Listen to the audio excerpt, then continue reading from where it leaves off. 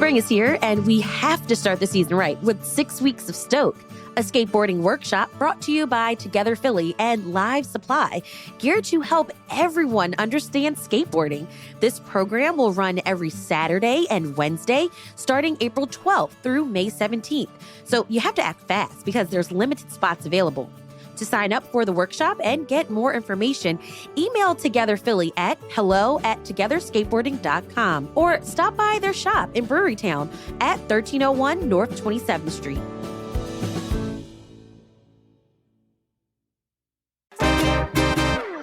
We all know that the essential element to hoagies and cheesesteaks is bread.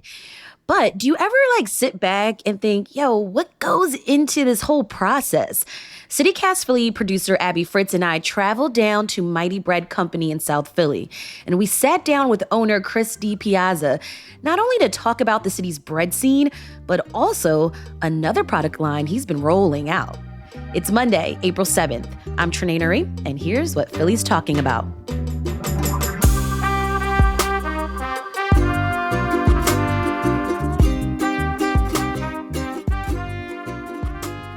So when I walked in, I've never been here. It's my first time. Welcome.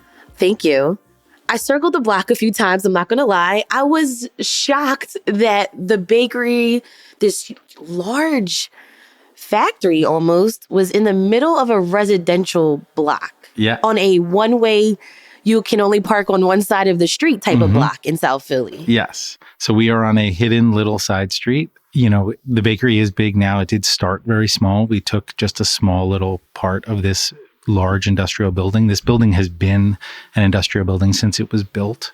It was originally a commercial laundry built in the turn of the century. And apparently they used to do all the uniforms for all of the hospitals and all that stuff in the city. So that was originally what this place was. And you said this is the perfect place for a bakery. Absolutely.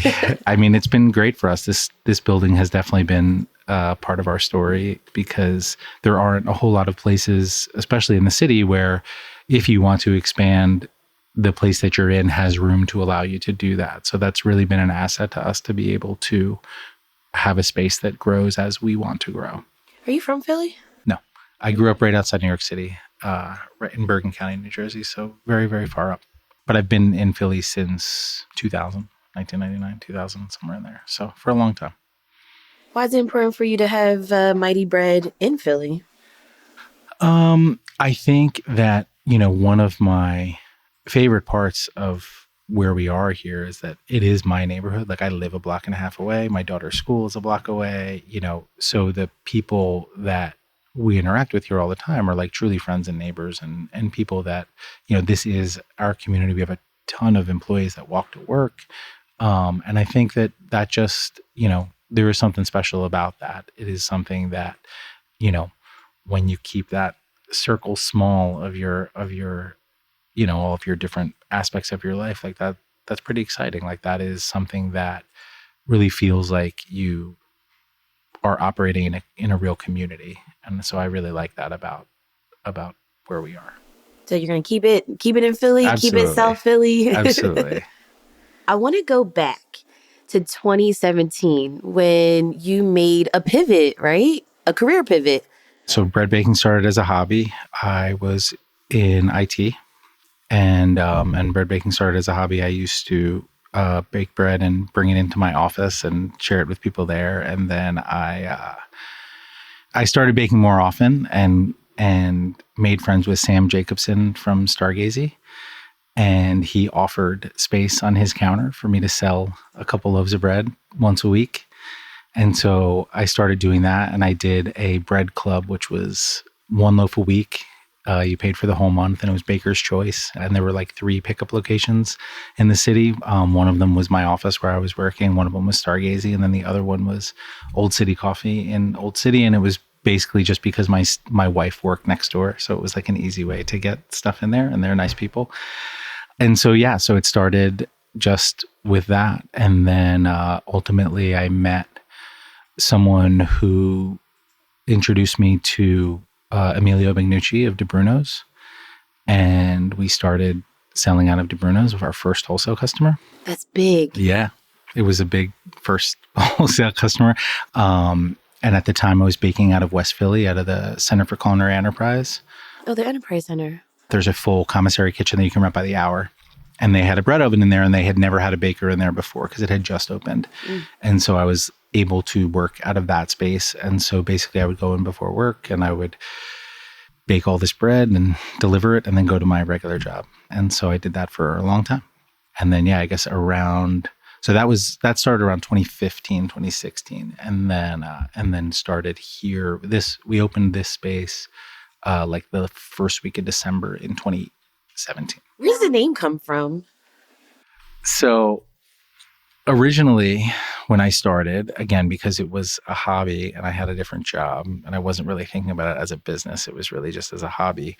My original plan was, do you remember the brand Tom's that made the shoes? Yeah. Yeah. So my original plan was something like that, where we would be able to donate a loaf of bread for every loaf of bread we sold. And very quickly, when you become a bakery, you realize that baked goods, because of their short shelf life, are one of the most donated products in general. And there are a lot of restrictions on who you can donate to because there is such an abundance of those types of things because of the short shelf life. And so that wasn't really where we could do the most good. But so the name came from the idea that we could try and do something like that. We still donate to the community kitchens every single day. And that is still, very important to us. And we do plenty of volunteer things and outreach. And, we work with the Philadelphia Public Schools a lot, especially Coppin, our local school right here, and their teachers and all of that stuff. So, we are able to do a lot of good in the community, and we're very proud of that. But that was what the idea behind the name was in the beginning. So what was it that made you say, okay, I've been doing these pop-ups, I'm selling bread, I'm baking so much, and then you're like, okay, I'm leaving this corporate job to be a full-time baker entrepreneur? Well, so ironically, I have not left my job. Oh. I own the IT business also. So I have 2 jobs, and I have had 2 jobs this whole time.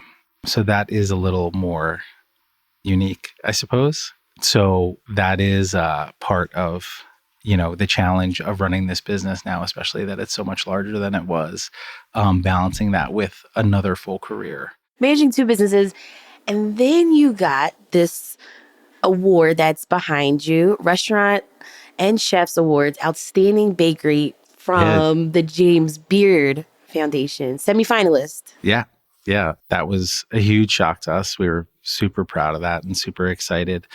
I think one of our strengths has been that we have attracted some great people, and we give them, I like to think, a lot of room to really do their thing and really show what they can do. And I think our front of house team and our bakers and our kitchen team, like, they really, really get to show all of the things that they're capable of, and they're fantastic. Like, so I think, we love to say that we punch above our weight a little bit when it comes to the food that comes out of here. Like, it's way better than you would expect a bakery cafe to have. And I think that we have a lot of, we like to call them reformed fine dining folks that have left, fine dining kitchens, and for a better, we have better hours. We have, a good sense of try and put some priorities around work-life balance. And I think that has been attractive to a lot of people here, and they've done great things, and we're really proud of it.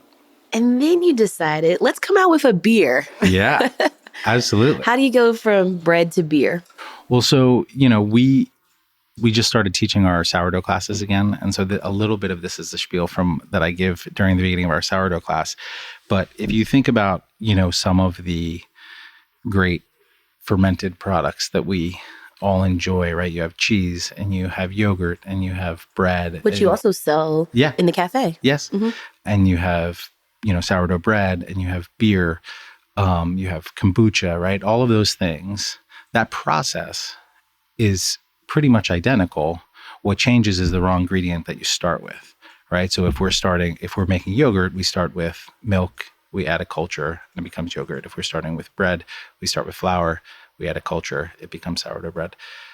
We have beer, we start with hops and wheat and water and, that and a yeast. And then all of a sudden we have beer. And so we always consider that like two sides of the same coin for us. And we had been experimenting with, we use some varied flours for our different breads. And like, wouldn't it be cool if those wheat flavors translated to beer in the same way that they translate to bread? And so we kind of lean into Italian flavors here a lot. And so we started our first beer, Semolina Pilsner, Amici del Pane, which is Italian for bread friends, which is what we like to call all of our friends, our bread friends. And so it is, and it uses the same durum wheat that we use in our semolina loaf. And so that wheat berry, durum wheat berry, is an ancient variety of wheat. It's the same wheat that's used to make pasta. So it's that yellowish color. And so we crack those berries and they get added into the mash when the beer is brewed. And it gives it kind of that nice light yellowy color that we get from our semolina loaves. We'll get into more about the city's bread scene after the break.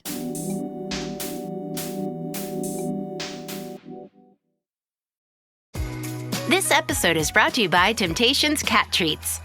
Your cat will come running for the perfectly irresistible Temptations Creamy Puree and Temptations Lickable Spoon Cat Treats.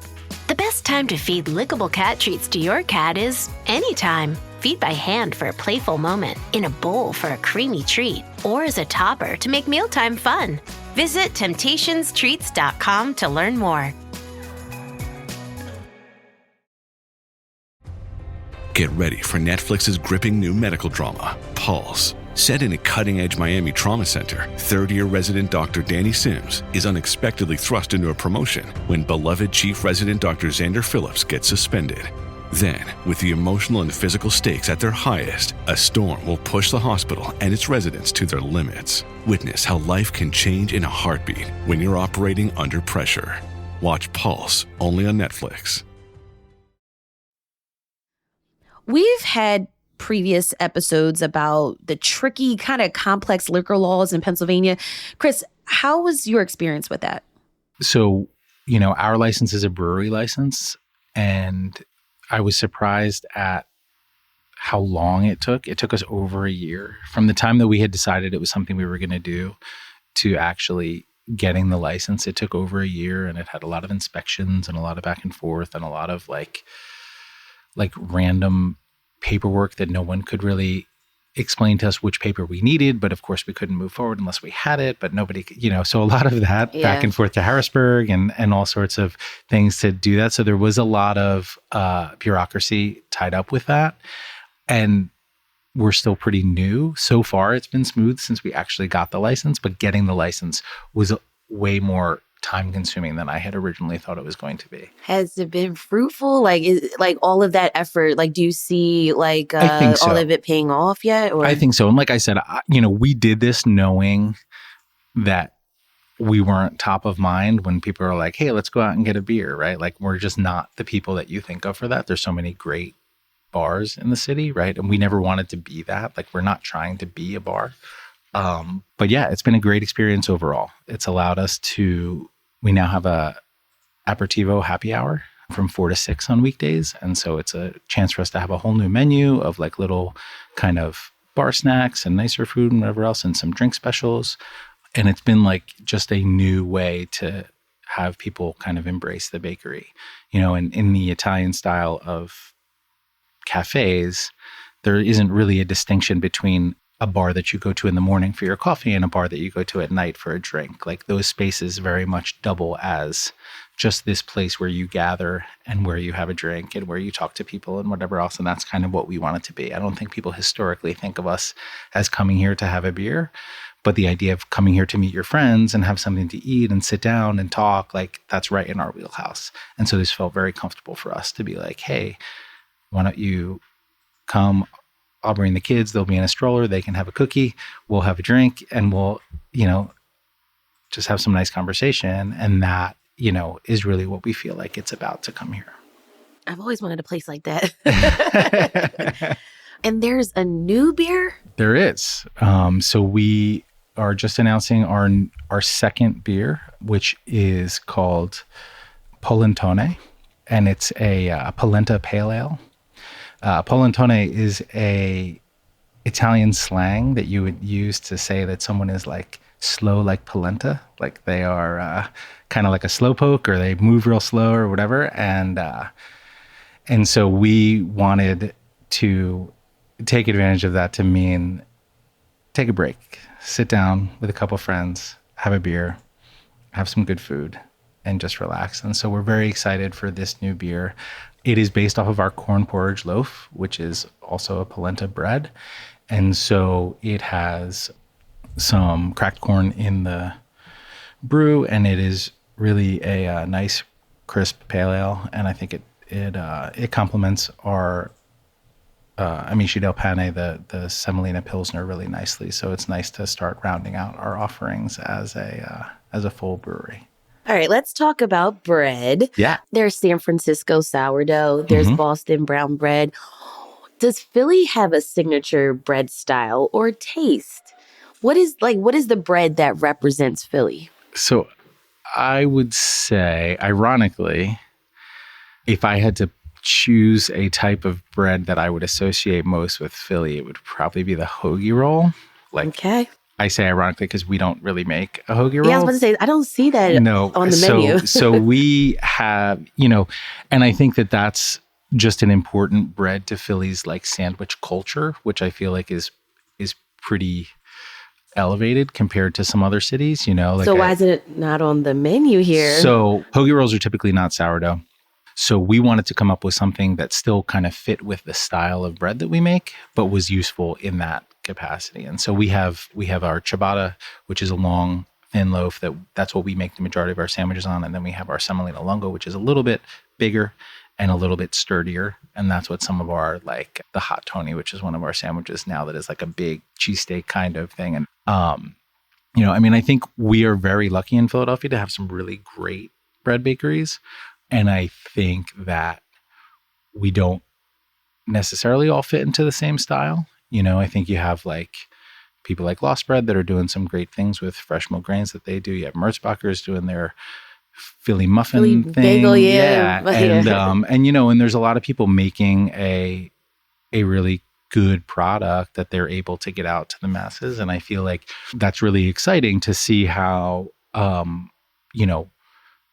the big thing is to embrace your bread coming from a bakery, as far as I'm concerned, right? Like, so we always feel like that is a loss when you are buying bread out of a plastic bag out of a supermarket.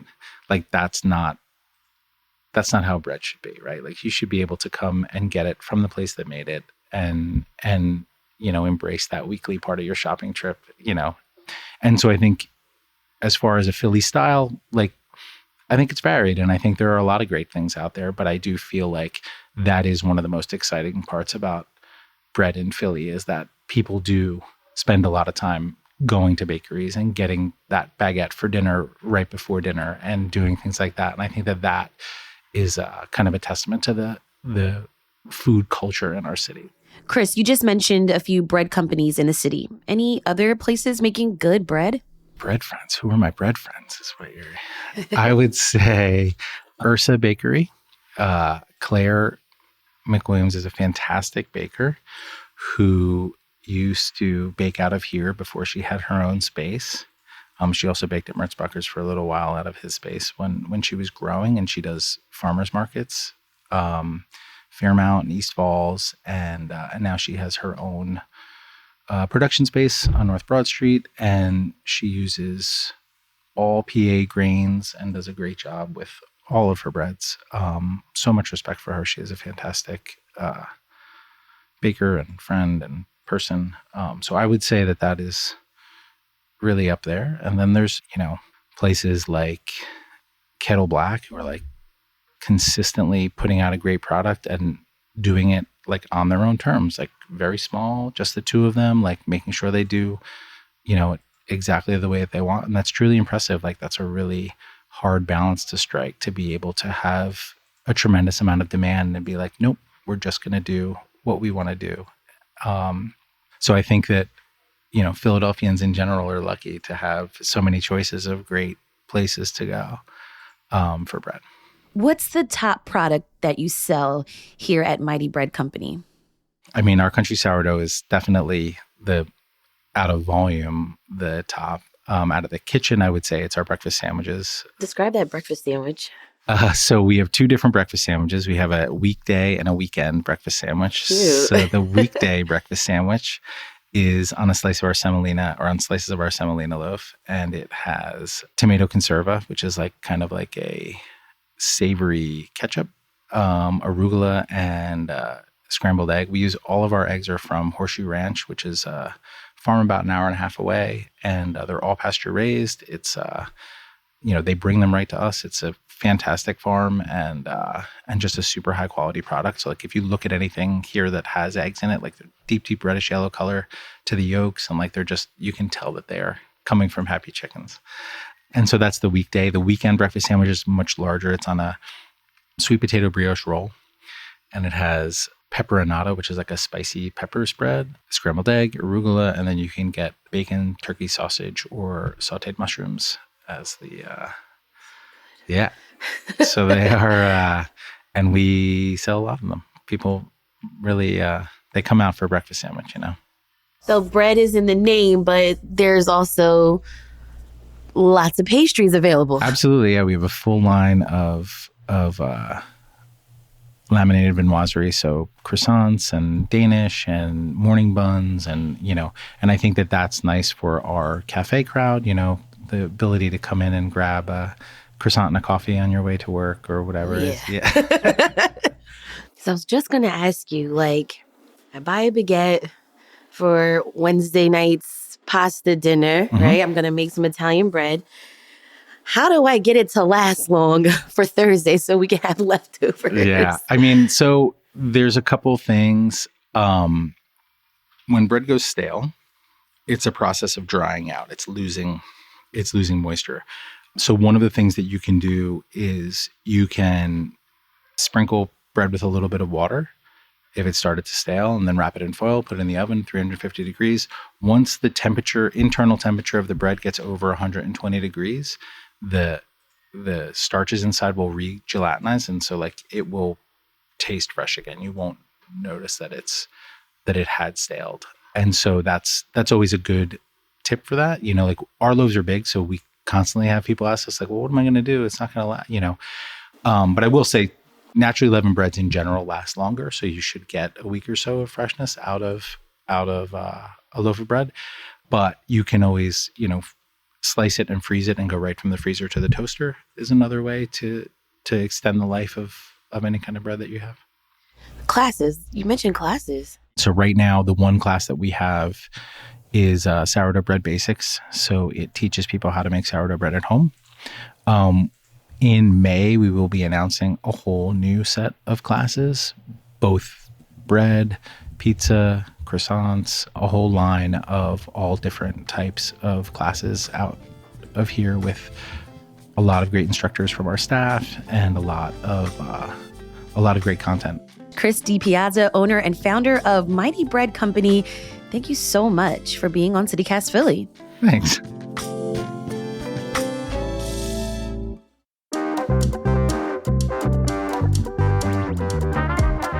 If you enjoyed this episode about bread, go get a loaf and one of the new beers.